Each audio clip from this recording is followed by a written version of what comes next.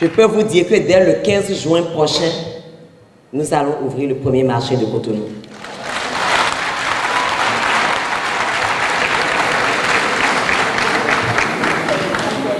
Et 2 semaines plus tard, un deuxième marché.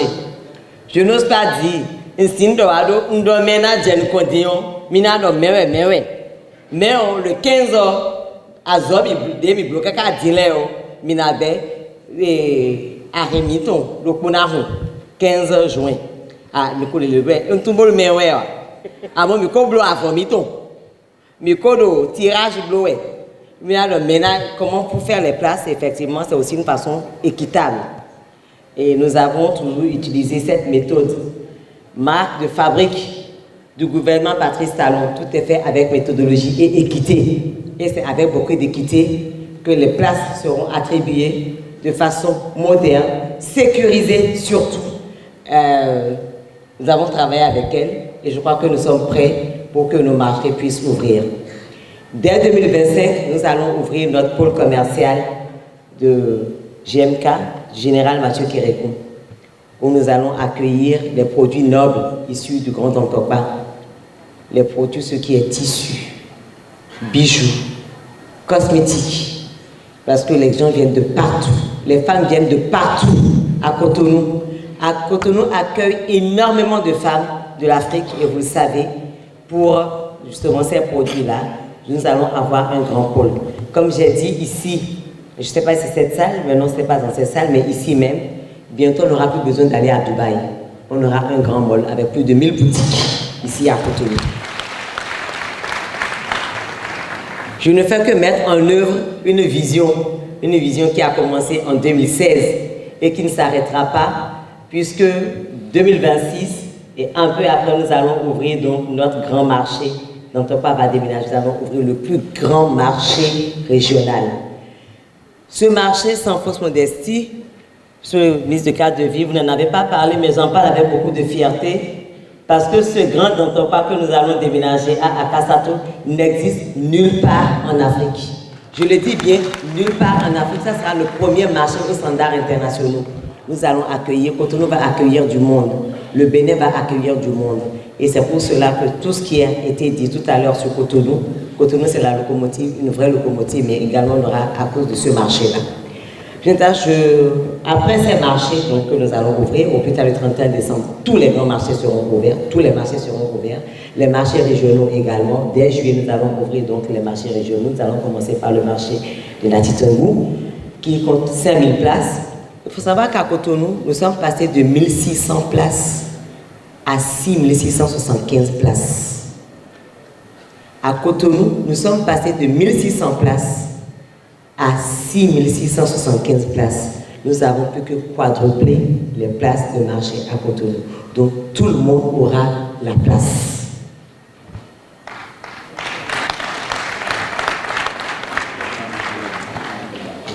Nous allons avoir les marchés de qualité, mais après les marchés, je souhaiterais, M. le Ministre, si vous permettez, M. le Président de l'Assemblée nationale, je souhaiterais aborder également nos problématiques, c'est nos industries.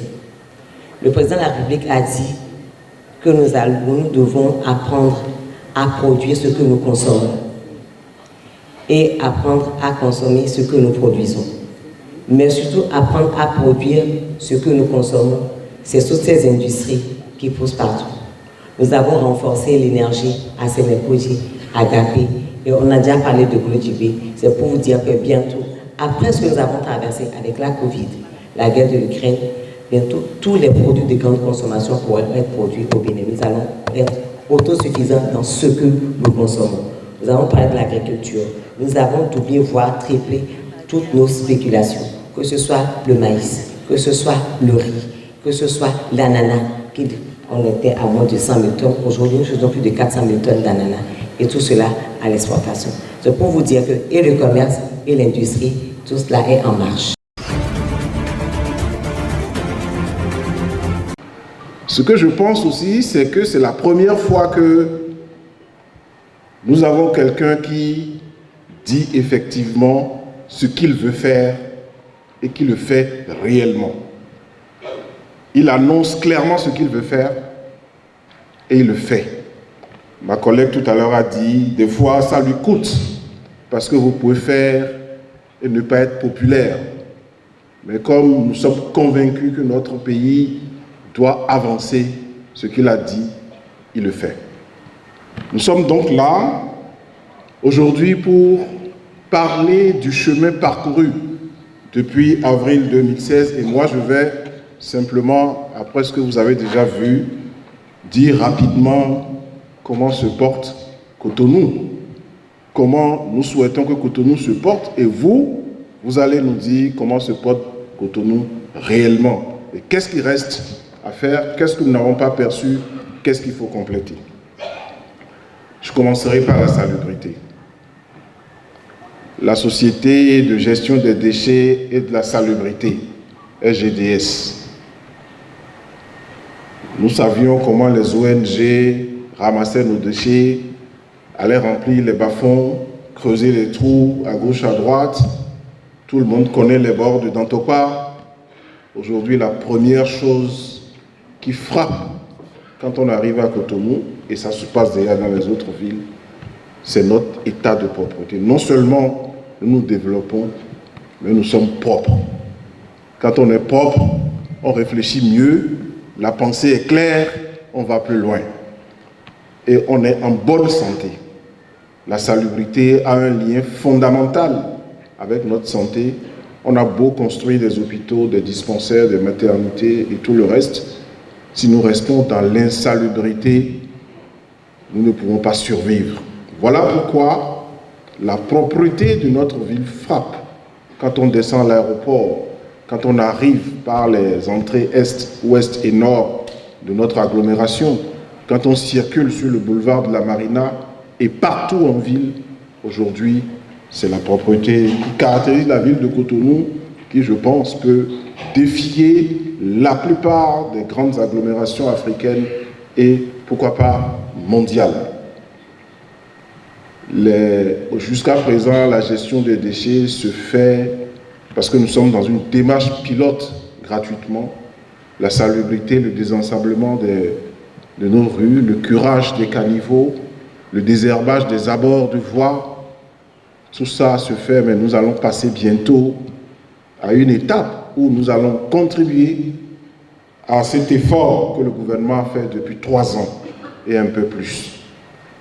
Vous avez vu les gros camions qui ont été achetés, les tricycles qui ont été achetés, plus de 60 PME, petites moyennes entreprises, travaillent dans ce secteur et gagnent leur vie. Plusieurs des ONG qui étaient dans l'activité de façon informelle ont été reconvertis en PME et participent également à cette activité. Dans le Grand Lukwe, ça a commencé également à Parakou et ça va se déployer sur l'ensemble de nos villes. À voir ce qui se passe aujourd'hui dans notre pays, franchement, il n'y a plus de boulot. Tout le monde se débrouille. Il y a même des parents aujourd'hui qui forcent leurs filles d'aller chercher de l'argent. Il y a beaucoup de parents aujourd'hui qui sont à la maison où ils vont trouver de l'argent pour manger. Voilà que leurs enfants sont déjà âgés. Alors, sortez, cherchez de l'argent. Aujourd'hui maintenant, il n'y a plus de l'argent. Les hommes ne se baladent plus pour chercher des femmes. Aujourd'hui maintenant, les femmes sont obligées maintenant de faire leur publicité sur les réseaux sociaux. Il y a d'autres qui créent leur TikTok. Vous voyez, c'est ça qui marche aujourd'hui au Bénin. Nous les hommes n'avons plus le temps d'aller se promener, prendre moto ou même voiture, se promener, chercher des filles. On ne fait plus ça. Mais aujourd'hui maintenant, là, ce sont les filles même qui font leur publicité. Aujourd'hui. Bon, on ne peut pas les accuser trop. Vous voyez, parce que dans un pays où il y a d'emploi, ce genre de trucs diminuent un peu. Ça existe, mais c'est pas trop. Mais aujourd'hui maintenant, c'est les femmes, c'est les filles aujourd'hui qui cherchent, nous les garçons. Les garçons n'ont plus de soucis. Nous les hommes, on n'a plus de soucis de croiser une femme sur la voie pour la faire la cour. Mais aujourd'hui, c'est les filles même qui s'imposent à nous. Oh là, c'est un peu malheureux. Bon, il faut dire En première partie que c'est une faute aux parents parce que certains parents ne trouvent plus de temps à s'occuper véritablement des enfants à la maison. Et ces enfants se livrent aujourd'hui aux internets, aux réseaux sociaux et copient tout ce qu'ils voient. C'est ça qui amène surtout la dépravation aujourd'hui à outrance partout où on voit. Donc la faute aujourd'hui, ça revient beaucoup plus aux parents. Et puis le reste, la télévision et tout. Donc il y a pas mal de ces choses-là qui font qu'aujourd'hui la dépravation prend de l'ampleur sur les réseaux sociaux. Il n'y a pas d'éducation autour. Donc il n'y a personne qui régularise les réseaux sociaux pour taper. Il n'y a pas quelqu'un pour régulariser en tant que tel les réseaux sociaux pour taper du poing sur la planche pour dire arrête, ça ne va pas, il faut arrêter. Ça ne cadre pas avec notre culture, notre éducation, tout ça, notre tradition. Donc il y a beaucoup de laisser aller. C'est ça qui fait aujourd'hui qu'il y a tellement de n'importe quoi sur les réseaux sociaux comme dépravation et autres, tout ça. Si ce feu continue et il n'y a pas quelqu'un pour stopper, d'ici 50-10 ans, nos enfants sortiront de nuit dans les rues, nos enfants deviendront de n'importe quoi, nos enfants deviendront plutôt des fous, comme on le dit, des gens, des démons. On verra certainement beaucoup de n'importe quoi dans la ville. Il faut surtout corriger cela. Pour moi, je n'attribuerai particulièrement pas la faute à quelqu'un. Je pense que c'est des responsabilités qui sont partagées aussi bien entre les individus qui s'offrent à ces actes qu'à leurs parents et même à l'État ou au gouvernement. Parce que je pense qu'il faudra que le gouvernement puisse régulariser tout ce qui doit passer sur les réseaux sociaux. Parce que c'est du fait de l'influence que certaines jeunes filles finissent par se donner à des actes pareils. Et par ailleurs, si les parents pouvaient également sévir un peu et être d'une manière aussi un peu tendre avec les enfants, je pense que l'éducation pourrait être un peu équilibrée et les enfants vont aller de moins en moins vers cette dépravation-là. Et ensuite, je voudrais également encourager l'éducation religieuse parce que de par la religion, on arrive quand même à stabiliser ce côté de la chose. Donc je pense que c'est des responsabilités qui sont partagées et d'un côté ou d'un autre, si chacun peut apporter sa pierre à l'édifice, je pense que ça pourrait s'arranger.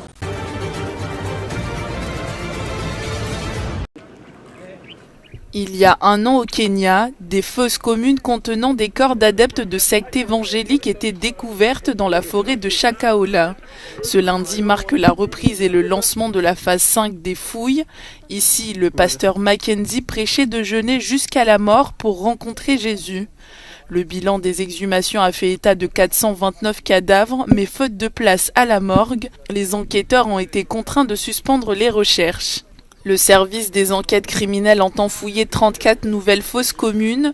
Sur les corps déjà retrouvés, seuls 34 ont pu être identifiés et rendus aux familles. Le massacre de Shakahola a déjà fait presque 2 fois plus de victimes que l'attaque terroriste la plus meurtrière au Kenya.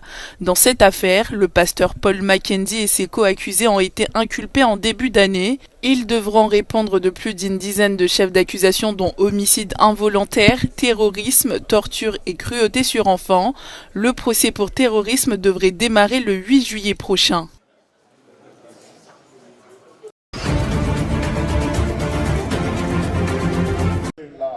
Le Congrès national africain au pouvoir en Afrique du Sud a entamé des négociations à huis clos avec ses opposants politiques afin de commencer à discuter de la formation d'un gouvernement de coalition.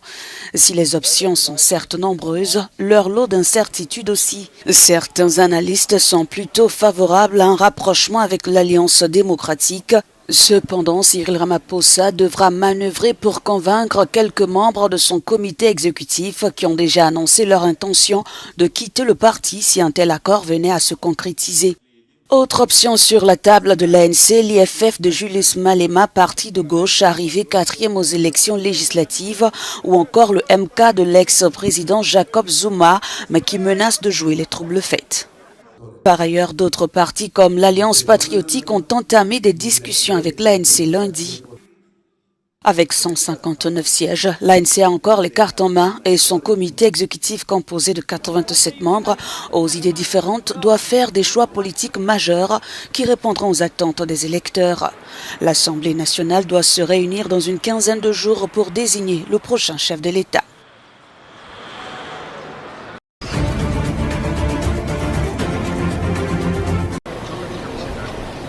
Des réactions à Madrid après l'annonce du transfert de Kylian Mbappé au Real. L'attaquant a signé un contrat de 5 ans avec le club de la capitale espagnole. Pour les fans du Real, le Français de 25 ans doit aider leur club à atteindre un nouveau palier. Peut-être un premier triplé, je pense que c'est ce que ce genre de joueur apporte parce que la Copa del Rey nous a toujours fait défaut. Nous avons eu la Ligue des Champions et la Liga, mais pas la Copa del Rey. Mais je pense que c'est lui qui va nous aider à réaliser le premier triplé de notre histoire. Il est très polyvalent en premier lieu grâce à sa façon de jouer. Il prend les choses en main tout seul jusqu'au bout. Je suis curieuse de voir comment il va évoluer avec le club, mais je pense que son adaptation se passera plutôt bien. Pourtant, la signature du champion du monde 2018 ne fait pas l'unanimité. Les supporters se souviennent encore du refus de Mbappé de rejoindre le Real Madrid en 2022. Personnellement, je ne l'aime pas et je ne l'aurais pas signé. Il nous a complètement snobé il y a 2 ans. Depuis, nous avons gagné 2 titres de champion, donc je pense que ce n'était pas nécessaire. Mais c'est un grand joueur et je le fêterai. Mais je dois admettre que je ne voulais pas de lui. Le capitaine de l'équipe de France de football touchera 15 millions d'euros par saison. Il fera ses débuts avec la Maison-Blanche en août.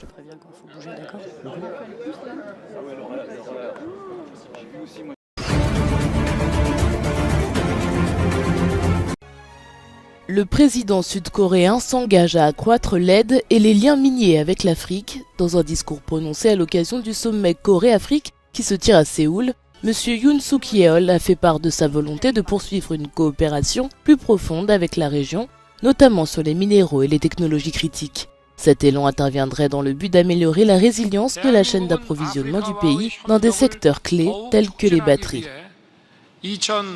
Afin de stimuler la coopération avec l'Afrique, la Corée du Sud augmentera l'aide publique au développement à environ 10 milliards de dollars jusqu'en 2030. De même, afin d'encourager le commerce et les investissements sud-coréens dans la région, la Corée du Sud fournira 14 milliards de dollars de financement à l'exportation. Des représentants de 48 pays africains, dont 25 chefs d'État, participent à ce sommet de 2 jours autour de discussions sur le commerce et l'investissement. Les échanges avec les pays africains représentent actuellement moins de 2% du total des importations et des exportations de la Corée du Sud.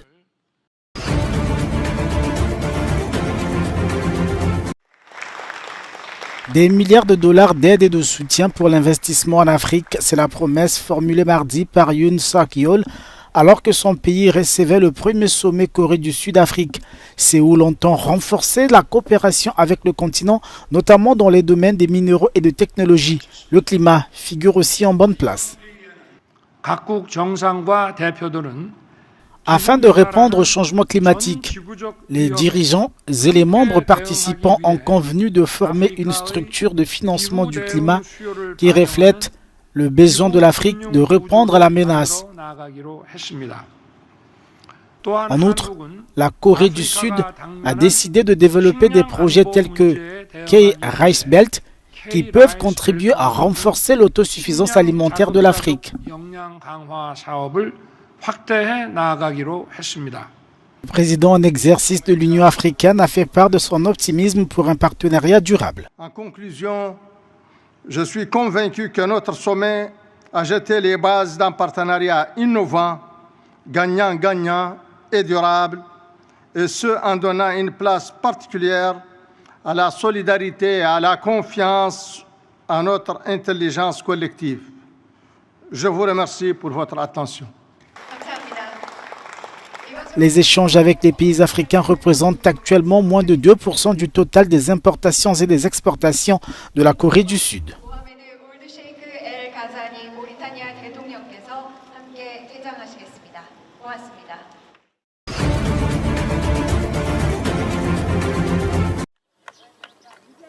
Des dizaines de milliers d'enfants en Afghanistan restent affectés par les crues soudaines, en particulier dans le nord et l'ouest du pays.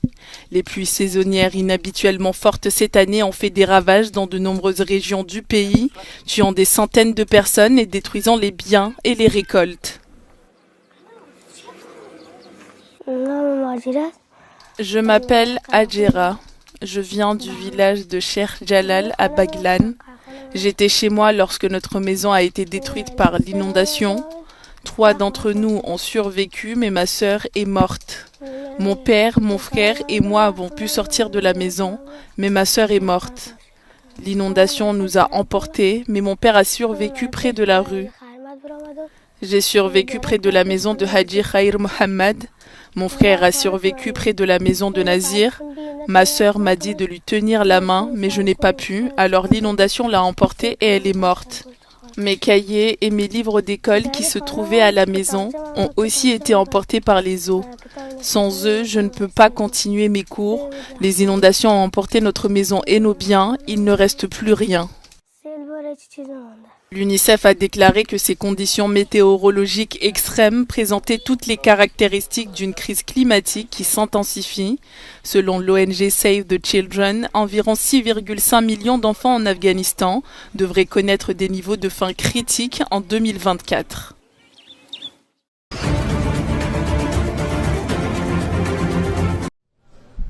Le ministre intérimaire des Affaires étrangères de l'Iran a rencontré le président de la Syrie mardi à Damas. Ali Bagheri Kani a été reçu par le président Bachar al-Assad au lendemain de son arrivée dans la capitale syrienne, son premier déplacement à l'étranger depuis sa prise de fonction en mai dernier. Le chef de la diplomatie iranienne s'était entretenu avec d'autres responsables syriens, dont son homologue Faisal Mekdad. Pour rappel, l'Iran et la Russie ont été les principaux soutiens du régime de Bachar al-Assad au cours des 13 années de conflit en Syrie. Ces échanges entre Ali Bagheri Kani et les autorités syriennes fait forcément écho à Gaza. Le ministre des Affaires étrangères de l'Iran par intérim a rejeté lors d'une conférence de presse lundi l'accord de cessez-le-feu dans l'enclave palestinienne proposé par le président américain Joe Biden, tout en mettant en garde Israël contre le lancement d'une guerre totale contre le Liban. هذا المؤتمر